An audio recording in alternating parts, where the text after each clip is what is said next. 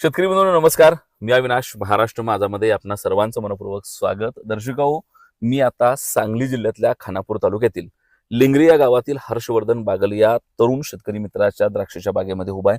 एकूण 12 एकरावरची द्राक्ष बाग आहे आणि एक्सपोर्टिंग क्वालिटीचा माल हा शेतकरी पाठीमागच्या अनेक वर्षांपासून त्यांचे वडील खरं तर शेती बघत होते. त्यानंतर त्यांचं शिक्षण पूर्ण करून ते स्वतः या बागामध्ये आलेत आणि पाठीमागची अनेक वर्ष झालं सातत्यानं युरोपमधलं एक्सपोर्टिंग त्यांचं सुरू आहे.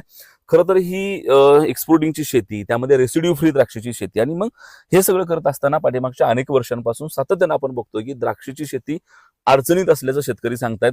विशेषतः कोविड नंतर तर एकूण द्राक्षीचा रेट किंवा ह्या बाकीच्या सगळ्या गोष्टींमुळे सतत पांढरा हत्ती दारात पोसावा अशा पद्धतीची गोष्टी ह्या द्राक्षीच्या शेतीबद्दल केल्या जात होत्या. परंतु हे सगळं होत असताना दुसऱ्या बाजूला मात्र काही शेतकरी आपल्या शेतामध्ये अशा पद्धतीनं द्राक्ष पिकवून रेसिड्यू फ्री द्राक्ष डेव्हलप करून एक्सपोर्टिंग क्वालिटीचा माल तयार करून द्राक्षामधून चांगल्या पद्धतीचा अवरेज घेतात. हे सगळं करत असताना एका बाजूला शेती परवडली पाहिजे, त्यातून चांगला अवरेज निघलं पाहिजे म्हणून शेतकरी सातत्यानं शेतीमध्ये भरमसाठ औषधांचा, फर्टिलायझरचा वापर करतात. आणि मग ह्या सगळ्यामधून कुठेतरी आपली जमीन नापिकीकडे जाते आणि मग कुठेतरी आपल्या बापजाद्यांनी वारसा म्हणून आपल्याकडे दिलेली शेती पुढच्या पिढ्यांच्या हातामध्ये देत असताना ती शेती नापीक न होता दिली पाहिजे. ही जी आपली जबाबदारी आहे. शेती नापीक झाली नाही पाहिजे, ह्यासोबतच शेतकऱ्याचा खिसा वाचला पाहिजे, त्याचा खर्च कमी झाला पाहिजे. आणि तिसरी महत्वाची गोष्ट म्हणजे ज्याच्यासाठी आपण हे सगळं पिकवतोय त्या खाणाऱ्या वर्गाला एक सशक्त आणि पोषक खायला मिळालं पाहिजे. यासाठी शेती करणं जास्त गरजेचं आणि ती अख्खी शेतीची फ्रेम माती वाचवणं, शेती वाचवणं, झाड वाचवणं, खाणारा वाचवणं आणि पिकवणारा शेतकरी देखील वाचवणं, ह्या सगळ्या चौकटीमध्ये आजची ही द्राक्षाची शेती या हर्षवर्धन बागल नावाच्या आमच्या तरुण शेतकरी मित्राने केले.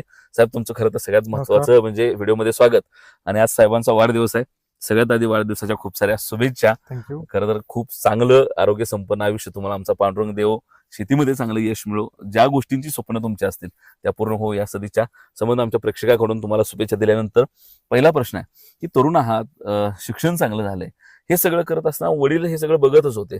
त्यानंतर शेती तुमच्यावर जबाबदारी आली आणि आता ती शेती आम्ही बघतोय, मगाशी आल्यापासून आम्ही व्हिज्युअलच्या निमित्तानं बघतो की अतिशय चांगला माल तयार झालाय, फुगवून अतिशय चांगले आहे आणि एकसारखी क्वालिटी सगळ्या मालाला आहे, शायनिंग चांगले आहे आणि अर्थात हे सगळं तुम्हाला एक्सपोर्टिंगसाठी लागतेच. हे सगळं करत असताना शेतीची जबाबदारी अंगावर कधी पडली आणि ती कशी पार पडते सध्या? नमस्कार, मी हर्षवर्धन बागल. माझं शिक्षण बीटेक फूड टेक्नॉलॉजी झालेलं आहे आणि आमच्या कुटुंबाची गेल्या 40 वर्षापासून ही द्राक्ष बाग आहे आणि 97 सालापासून आम्ही युरोपची द्राक्ष करतो आहोत. सगळे कुटुंब, आमचं एकत्र कुटुंब पद्धत आहे. माझे वडील व माझे चुलते हे सगळे शेती सांभाळत होते, आता सुद्धा सांभाळत आहेत. माझ्या साथीला माझे चुलते आता माझ्याबरोबर आहेत. आम्ही दोघंही मिळून ही द्राक्ष शेती करतो आणि ही करत असताना 97 साली युरोपकडे वळण्याचं कारण म्हणजे एक चांगला माल आणि या भागातील वातावरण, त्या वातावरणानुसार द्राक्षाला मिळालेली क्वालिटी, ही क्वालिटी युरोपमध्ये इतकी रुचली की युरोपमधील लोकांना सांगली जिल्ह्यातील द्राक्षे ही इतकी खूप आवडतात. त्यामुळं या भागातील बरेच शेतकरी हा युरोपकडे वळला आणि रेसिड्यू फ्री द्राक्षे करण्याच्या दृष्टीने येथील शेतकरी प्रयत्न करतो. आणि हे करत असताना एक चांगली क्वालिटी आणि एक खताचं नियोजन हे व्यवस्थित झालं पाहिजे. त्या दृष्टीनं आम्ही त्याचा अभ्यास करूनच आम्ही याला काय असतील पोषक द्रव्ये हे सगळं वापरतो. खरं तर तुम्ही आता म्हणताय की 97 पासून मुळात इकडे द्राक्षकडे सांगलीकडचं वातावरण चांगलं आहे.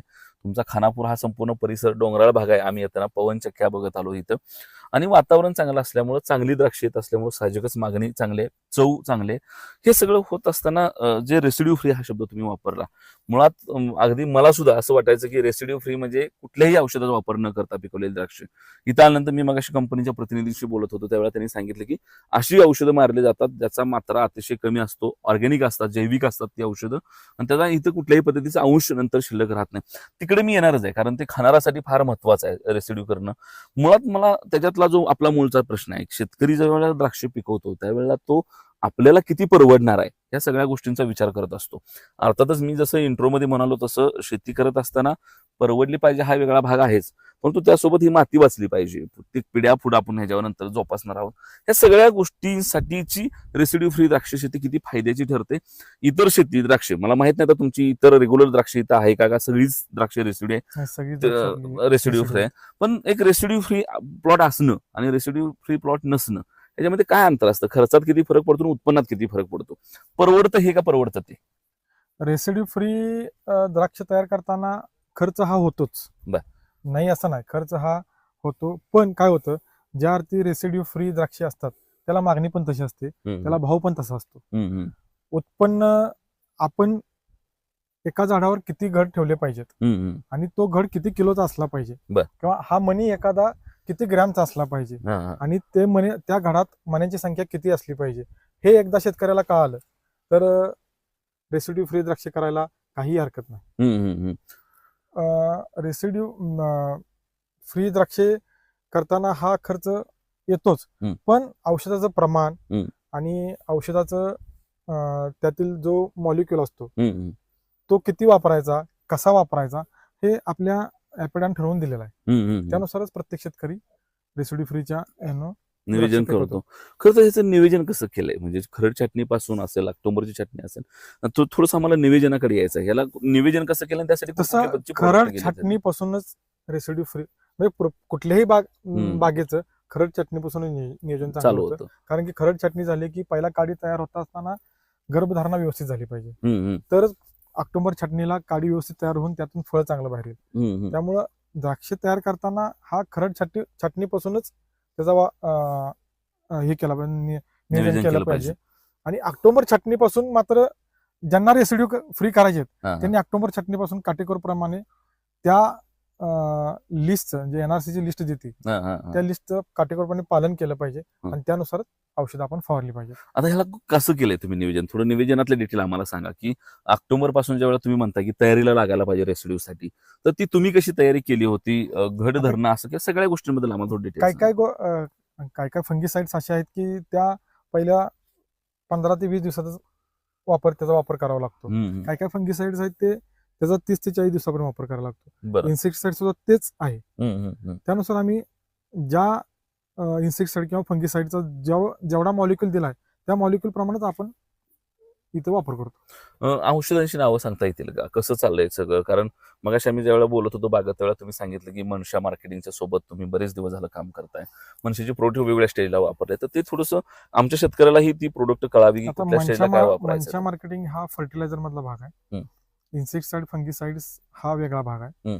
फर्टिलायझर मध्ये जर आपण आता विशेषतः कराळे साहेब असतील किंवा जानकर साहेब असतील, जानकर साहेबांचा परिचय 2-3 वर्षापासूनच आहे, पण इथं ते रेग्युलर 2 ते 3 दिवसाला इथं आमच्याकडे फॉलोअपला येतात. तुम्ही काय वापरलं किंवा आमचा प्रोडक्ट वापरल्यानंतर तुम्हाला काय फरक जाणवला ते सांगण्यापेक्षा आमच्याकडूनच माहिती ते घेतात, कारण की त्यांना पुढं जसं शेतकऱ्यांना सांगता येईल किंवा उपयोग करता येईल. कराळे साहेबांचा तर आमचा संबंध गेले 2003 पासून आहे. इथं असल्यापासूनच आम्ही कराळे साहेबांचं आणि आमचं कौटुंबिक नातं सुद्धा निर्माण झाले आणि ते सांगतील तसे आम्ही इथं खतं ते सांगतात आमच्याकडे ही नवीन ग्रेड आले, ते आले, ते आले, पण आम्ही सगळ्या ग्रेडचा तिथं वापर नाही करत. त्यांची जी ग्रेड चांगली आहे त्या ग्रेडचाच आम्ही इथं वापर करतो. हे सगळं करत असताना जमिनीमधली जी अन्नद्रव्य आहे त्याचं अपटेक खूप चांगलं होणं कुठल्याही पिकामध्ये फार महत्वाचं आहे. जमीन भुसभुशीत राहणं फार महत्वाचं आहे. तर त्याच्यासाठी काय वापरता तुम्ही किंवा ते कसं केलं जातं नियोजन? आता पहिल्यांदा आम्ही खरड चटणीला आम्ही शेणखत वापरतो. शेणखत वापर झाल्यानंतर आम्ही परत बेसल डोस काय असेल ते वापरतो. बेसल डोस झाल्यानंतर आम्ही मंचाचं ट्रायको आणि सुडो हा 1-1 लिटर आम्ही एकरी हा डोस देतो. ते झाल्यानंतर त्यांचं मायक्रोफॉस म्हणून एक प्रोडक्ट आहे पांढऱ्या मुळीसाठी, पांढरी मुळी ऍक्टिव्ह राहते, त्याचा वापर आम्ही एप्रिल छटणीमध्ये सुद्धा करतो, ऑक्टोबर छटणीमध्ये सुद्धा करतो आणि एक डिपिंग झाल्यावर सुद्धा करतो. हे जमीन भुसभुशीत राहणं किंवा जमिनीतील मुळं कशी सशक्त राहतील या दृष्टीने आम्ही त्याचा वापर करतो.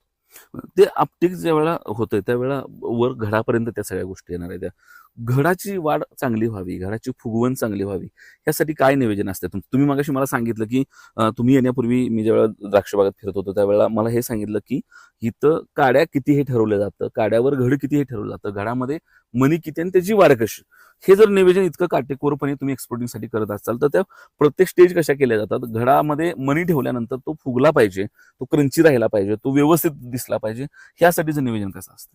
आता वॉटर सोल्युबलचा वापर करत असताना आम्ही एकदम कमी प्रमाणात वॉटर सोल्युबलचा वापर करतो. कारण की जास्तीत जास्त ह्याला 2च ग्रेड आम्ही वापरलेले आहेत. त्या पण 1-2 वेळाच वापरलेत. शेवट टप्प्यात आम्ही मनशा कंपनीचंच मॅपासोल हे प्रोडक्ट वापरलाय. त्यामुळं त्यात काय आहे, पोटॅशियम आणि मॅग्नेशियम ऑक्साईड हे असल्यामुळं एकसारखा कलर, एकसारखा पाना, ही कॅनोपी आहे, ह्या पानांचा सुद्धा एकसारखा कलर आणि घडात क्रंचीपणा आणि शुगर हे अतिशय चांगलं आलेलं आहे. त्या पद्धतीने आम्ही नियोजन करतो. खरं तर हे सगळं करताना कधी असं होतं का की आपण रेसिड्यूची तयारी करायला लागलोय, पण जेव्हा त्याच्या चेक हे होत असतील, त्याच्या सॅम्पल जाऊन पुढे चेक केलं जात असेल किंवा ह्या सगळ्या गोष्टी केल्या जात असतील, तर समजा चुकून त्याच्यामध्ये रेसिड्यू आलंच तर ते पुन्हा कधी कमी होतं का, किंवा ते कसं असतं ते तपासणी? शक्यतो कमी होत नाही. बर. शक्यतो कमी होत नाही. त्याची तपासणी ह्या NRCच्या लॅबलाच होती. बर. त्यामुळे शक्यतो एकदा रेसिड्यू आला तो आलाच म्हणून समजायचा, ते सॅम्पल फेल होत. त्याच्या दरात, रेटमध्ये किती फरक पडतो? असं आहे का की रेसिड्यू नसताना सुद्धा माल चांगला म्हणून एक्सपोर्टिंग होतंय, असं होतं का? एक्सपोर्टिंगला रेसिड्यू हा कंपल्सरी आहे? काही काही देशमध्ये, आता युरोपियन कंट्रीमध्ये कंपल्सरी रेसिड्यू फ्री लागतं. बरं. काही काही देश आहेत, रशिया आहे किंवा चीन आहे, अरब कंट्री आहेत, तिथे चालतंय. चालतं. तर तो फटका किती आहे, त्याचं अंतर कसं आहे? शेतकरी म्हणून हा प्रश्न आहे, कारण बऱ्याच वेळा प्रॅक्टिसमध्ये आपल्याला ते व्यापाऱ्यांच्या दृष्टीने आहे, ते आपल्यासाठी नाही. सगळ्यात इथं आता भारतात काय चाललंय की युरोपचा पण रेट तेवढाच आणि रेसिड्यूचा सुद्धा रेट वेगळाच, त्याच्यावर आपण इथं न बोललेलं चांगलं. म्हणजे शेतकरी काय नाहीच आहे, हिताचं काय नाहीच आहे त्यामध्ये. बरं, सगळ्यात महत्वाचं अवरेज किती निघतं अशा पद्धतीच्या ह्या रेसिड्यू फ्री मधनं, आणि रेसिड्यू म्हणजे फ्री शेती करणं आणि रेसिड्यू म्हणजे औषधांसहित, ह्यात अवरेज मध्ये काय फरक पडतो का? आता आम्ही नाही, ॲव्हरेज नाही. ॲव्हरेज तसं रेसिड्यूला ॲव्हरेज आपण किती पण काढू शकतो. कारण त्याला कसं आहे, त्याला फुगवणीची काय अट नाही, त्याला घडांची संख्येची काय अट नाही. बरोबर. त्याला शुगरचं कुठं हे नाही, कधी पण वाटेल ते करू शकतो.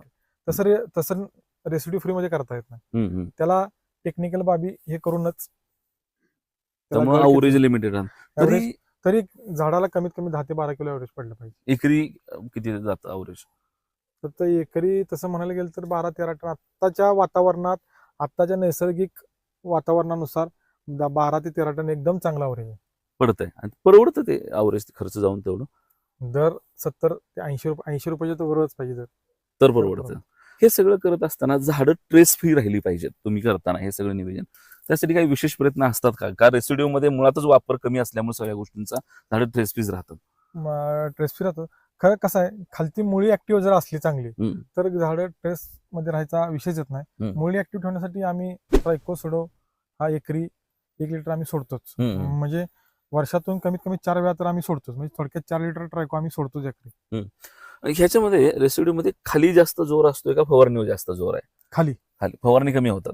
फवारणी लिमिटेड असतात रेसिड्यू फ्री साठी. तुमची जेवढी मुळी ऍक्टिव्ह तेवढं तुमचं खाली वर उत्पन्न चांगलं. साहेब, खरं तर द्राक्षामध्ये पाणी नियोजन देखील महत्वाचा भाग आहे, तर ते रेसिड्यू मधलं पाणी नियोजन कसं केलंय तुम्ही, किंवा याला कसं केलं? रेसिड्यूचा आणि नॉन रेसिड्यूचा विषय येत नाहीच आहे. पण एप्रिल छाटणीला काडी तयार करताना पाण्याची उपलब्धता लागते. पाणी जरी पहिला कमी लागत होतं, पण आता जमिनीला पाणी लागतंय, झाडांना पाणी लागतंय. पहिलं दुष्काळात सुद्धा कसं व्हायचं की पाणी कमी लागायचं, त्या कधी कधी काडी एकदम अतिशय चांगली. साधारण 1997 ते 2007-8 पर्यंत द्राक्षाचा एकदम सुवर्ण काळ होता. म्हणजे काय शेतकऱ्यांना, मी आमच्यासारखे शेतकरी, म्हणजे माझ्या वडील असतील, माझे चुलते नसतील, एकरी 16, 17, 18 टन ॲव्हरेज घेतलेला एकरी. पण त्यानंतर वातावरण बदल, नंतर पाण्याची उपलब्धता, ह्या सगळ्याच्या गोष्टीचा विचार करून आता द्राक्षाला एप्रिल छाटणीमध्ये सुद्धा एकदम पाण्याचं काटेकोर नियोजन लागतं. ऑक्टोबर छाटणीमध्ये सुद्धा पाण्याचं काटेकोर नियोजन लागतं. सगळ्यात महत्वाचं म्हणजे 120 दिवसानंतर म्हणजे शुगर उतरताना पाणी हे लागतंच बागेला. पाण्याचं नियोजन ह्यातला महत्वाचा महत्त्वाचा. भाग आहेच त्या. हे सगळं करताना खरं तर मला हा शेवटचा प्रश्न तुम्हाला विचार, त्यानंतर मी प्रतिनिधींच्याकडे जाणार आहे. अलीकडच्या काळामध्ये आता मी पंढरपूरला येतोय, माझ्या आजूबाजूला काशेगावचा मोठा परिसर, पलीकडे करकमचा मोठा परिसर, हा द्राक्ष शेतीमध्ये काम करतोय. परंतु अशी चर्चा असते पंढरपूरच्या मार्केटमध्ये की ज्याची 100 एकर द्राक्ष होती त्यानं द्राक्षाची शेती घेतली ही चर्चा नाही, त्याने 20 एकर शेती त्यातली विकली. विकले. अशा पद्धतीच्या चर्चा आहेत. तर हा काय फरक आहे, हा तुमच्याकडून त्या भागामध्ये काय झालंय, किंवा काय एकूण सगळ्या भागात तीच परिस्थिती आली आणि ह्याला काय कारणीभूत आणि हे कसं बदलता येईल असं वाटतं तुम्हाला एक तरुण शेतकरी म्हणून? ह्याला सरकारचं धोरण, व्यापाऱ्यांची मोनोपॉलिसी आणि नैसर्गिक हम्म. द्राक्ष शेतीला सगळ्यात अडचणीत आणणारी कारण ही 3 आहेत. हम्म. हे सरकारनं जरा धोरण बदललं पाहिजे, आंतरराष्ट्रीय संबंध सुधारले पाहिजेत, व्यापाऱ्यांच्यावर मोनोपॉलिसी होते त्याच्यावर नियंत्रण आणलं पाहिजे, आणि शेतकऱ्याला खताचे दर कसे कमी करता येईल हम्म. याच्याकडे एक सरकारने निर्णय घेतला पाहिजे चांगला. हम्म. 3 गोष्टी केल्या की ही शेती चांगली होऊ शकते चांगली. निश्चितपणानं. खरं तर जानकर साहेब माझ्यासोबत आहेत, जे मगाशी त्यांनी मनशाचं नाव घेतलं, ते ती एकूण प्रोडक्ट रेंज काय वापरले, कसं नियोजन केलंय आणि रेसिड्यू मध्ये त्याची काय काळजी घेतली असते, ह्या सगळ्या गोष्टी आपण त्यांची जाणून घेऊया. आपण वेळ दिला त्याबद्दल धन्यवाद. थँक्यू. जानकर साहेब, खरं तर रेसिड्यू फ्रीचा हा संपूर्ण प्लॉट आहे. शेतकऱ्यांना अतिशय चांगल्या पद्धतीने ही शेती आणले. मुळात तुमचं मनशाचं आणि शेतकऱ्याचं हे कशा पद्धतीने काम चालतं हे आम्हाला सांगा, आणि त्यानंतर मग भेसळ या निवेदनाकडे आपण येऊन पुन्हा बाकी सगळ्या गोष्टी आपण बोलू.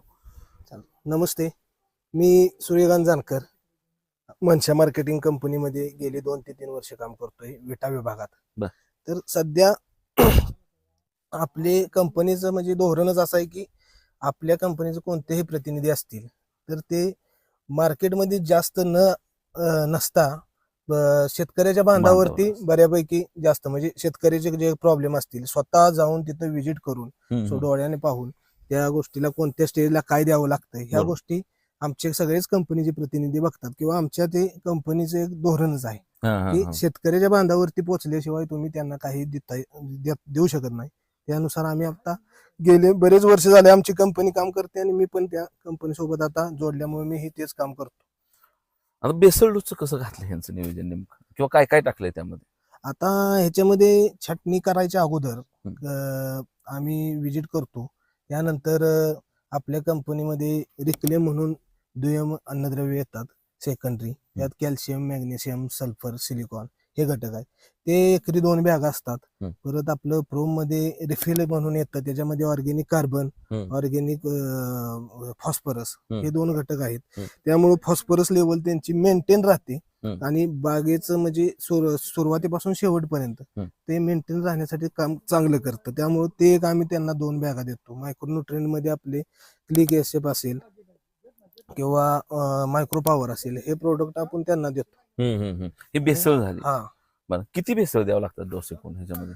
सुरुवातीला छाटणी करायच्या अगोदर आपण तेवढा एक एकच. बेसल डोस देतो. त्याच्यानंतर आपण थोड्या दिवसानंतर छाटणी केल्यानंतर त्यांना आपण खालून मायक्रोफॉस आणि ट्रायविल्ट आणि पॉसिडॉन हे 3 प्रोडक्ट आपण देतो, जेणेकरून तो बेसल लागू व्हावा आणि खालून जर काही बुरशी वगैरे असेल तर ते नियंत्रणात यावे यासाठी. ह्याच्यामध्ये आता हे रेसिड्यूचा प्लॉट आहे, ह्याच्या फवारण्याचं नियोजन कसं असतंय किंवा किती होतात आणि त्याच्यामध्ये तुम्ही काय काम करताय? आता ह्याच्यामध्ये कसं आहे, प्रत्येक शेड्यूल त्यांचं ठरलेलं असतं शेतकऱ्यांचं. म्हणजे कीटकनाशक, बुरशीनाशक ह्यांची फवारणी सुरुवातीपासून. त्यामध्ये आपण प्रत्येक आठवड्यातून एकदा येऊन त्या शेतकऱ्याच्या बागेची कंडिशन बघून तिथं आपले काय करावं लागेल, कोणत्या स्टेजला कोणता प्रोडक्ट द्यावं लागेल, त्या पद्धतीने आम्ही त्यांना वेळोवेळी विजिट करून माहिती देत असतो. आता ह्याच्यामध्ये भुरगी धावण्याचा अटॅक होतो का रेसिड्यू मध्ये पण, किंवा त्यासाठी तुम्ही काय करता, कुठली प्रोडक्ट तुमची वापरली जातात ह्या सगळ्याच्या आणि मेन कुठला प्रॉब्लेम असतो ह्याच्यामध्ये, जो असा कुठला प्रॉब्लेम आहे का जो तुम्ही मनशाच्या प्रोडक्ट वापरून सॉल्व्ह केला होता? असा आता रोग तर काय त्यांना रेसिड्यू आणि साधी जरी असली तरी येतातच, दावण्या भुरी वगैरे असतात. त्यामुळे कसं आहे, जे केमिकल प्रोडक्ट आपण देतो किंवा वापरले जातात त्याच्यामध्ये काय होतं की ट्रेस म्हणा किंवा कव्हरेज न मिळणे याच्यामुळे प्रॉब्लेम येत असतील तर आम्ही त्यावेळी ऑर्गेनिक मध्ये तुम्हाला ट्रायविल्ट, पॉसिडॉन ह्याचे स्प्रे आम्ही वरून देतो. त्याच्यामुळे त्या झाडाला साईड इफेक्ट किंवा ट्रेस मध्ये काही प्रॉब्लेम येत नाहीत आणि त्याला कव्हरेज पण चांगलं मिळतं. किंवा सुरुवातीच्या काळात तुम्हाला अधून मधून पाऊस येऊ शकता, हम्म. पावसाळी वातावरण असेल बरोबर. त्यावेळी ऑर्गॅनिक जेवढं चांगलं काम करेल हम्म. तेवढे केमिकल मध्ये काम होत नाही. मग त्यावेळी आम्ही ट्रायव्हेल्ट पॉसिडॉन वरनं देतो फवारणीसाठी आणि खालूनही ट्रायव्हेल्ट आणि पॉसिडॉन एकरी 1 लिटर देतो. खरं तर हे रेसिड्यू खानावरसाठी पण चांगलं आहे. मुळात हे घड इतके आकर्षक दिसतात. आता तुमच्या ह्या लाईनला जर आमच्या बरोबर. कॅमेरामध्ये दाखवत्या प्रत्येक घड बघितला तुम्ही तर हा प्रत्येक घड हा एकसारखा आहे. त्याची साईज एकसारखी आहे. त्याची साईज चांगली तयार व्हावी, त्याची फुगवण चांगलं व्हावा, त्याची पकडून ठेवण्याची क्षमता चांगली व्हावी, क्रंची व्हावा. तर ह्या सगळ्यासाठी काय नियोजन असतं किंवा त्याच्या फवारण्या कशा होतात किंवा ते खालून दिलं जातं नेमकं आणि त्यामध्ये पुन्हा मनुष्य काय काम करतं? याच्यामध्ये कसं आहे की स्टेजनुसार न्यूट्रिएंट मॅनेजमेंट जे महत्वाचा विषय म्हणजे न्यूट्रिएंट मॅनेजमेंट जेवढं तुमचं असेल तेवढं तुम्ही त्याच्यावरती काम जास्त करू शकता. आता आपण आहे ह्या प्लॉट मध्ये सुद्धा की छाटणी करायच्या अगोदरच आपण ह्या प्लॉटचं माती परीक्षण करते आपली कंपनी. जे मनशा अकॅडमी म्हणून आमची जी ब्रँच आहे ते आम्ही माती परीक्षण करतो, पाणी परीक्षण होतं. नंतर ज्यावेळी छाटणी होती त्यावेळी साधारणतः छाटणी झाल्यानंतर आम्ही पानदेठ परीक्षण दोन वेळा करून घेतो कंपनी मार्फत. मग त्यावेळी त्यात कोणते न्यूट्रिएंट कमी आहेत किंवा कोणते अपटेक होत नाहीत किंवा जमिनीचा पोत, जमिनीचा सामू, त्यानंतर जमिनीचा EC, त्यानंतर जमिनीत सेंद्रिय कार्बन किती आहे, ह्या गोष्टीचा सगळ्या विचार करून त्यानुसार आम्ही आमचे वेगवेगळे प्रोडक्ट आहेत प्रत्येक स्टेजनुसार, त्यानुसार आम्ही ते न्यूट्रिएंट मॅनेजमेंट करतो आणि आपल्या कंपनीचे वरिष्ठ असतील ते आपल्याला तिथं सहकार्य करतात आणि त्यानुसार आपण न्यूट्रिएंट मॅनेजमेंट करून घेतो. शेतकऱ्याचं अवरेज वाढलं पाहिजे ह्यासाठी कंपनीचा काय प्रयत्न चालू असतो? सध्या शेतकऱ्यांचा अवरेज वाढवण्यासाठी म्हणजे विषय काय झालाय, आता बरेच ठिकाणी द्राक्ष पीक असं आहे किंवा कोणतंही पीक घ्या, माणसांचं फवारणीवरती जास्त लक्ष असतं. सध्या एकमेव कंपनी आपली अशी आहे मनशा मार्केटिंग प्रायव्हेट लिमिटेड पुणे, की आमचं वेगळ्या लॅब आहेत. तर त्या वेगळ्या लॅबमध्ये आपल्या प्रत्येक डिपार्टमेंट वेगळे, तर आम्ही जमिनीवर सुद्धा काम करतोय. आमच्याकडे जमिनीचे असे तज्ज्ञ माणसं आहेत की काय केल्यानंतर आपल्याला ते उत्पादन वाढवता येईल किंवा जमीन कशी आपली निरोगी राहील आणि जर जमीनच निरोगी ठेवली तर मग 100% उत्पादनात वाढ राहणारच.